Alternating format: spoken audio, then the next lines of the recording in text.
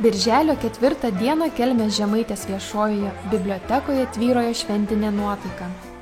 Vyko Kelmės miesto šventei 540-ajam jubiliejui skirti renginiai. Ryte šalia bibliotekos šurmuliavo vaikai ir suaugusieji.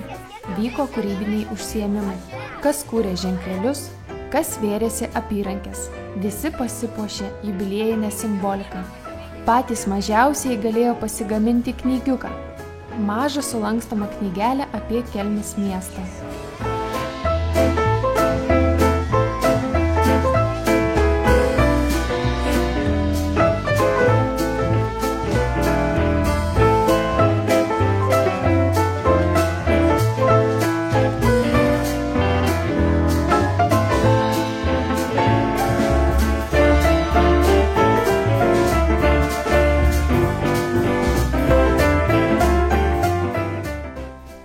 Valandą pristatyta paroda Kelmės miesto ir rajono miestelių herbai.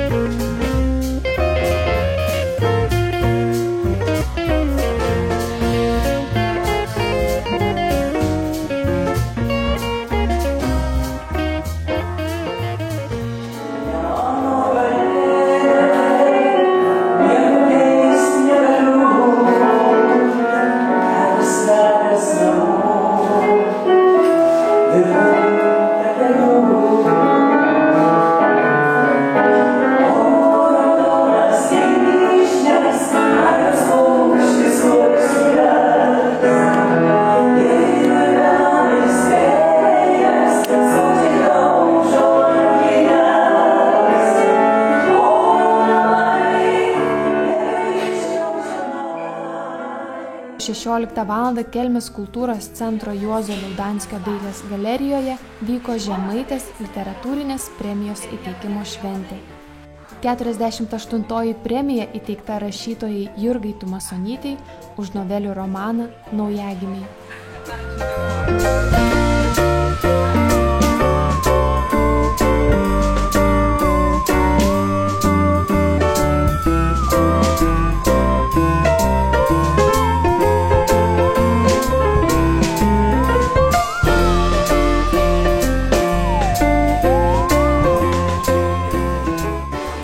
Be šių renginių biblioteka miestui paruošė dar vieną dovaną – leidinį Pokalbiai su Kelme, kuriame išspausdinta daugiau nei 60 eilėraščių ir miniatiūrų apie Kelmės miestą, gamtą ir žmones.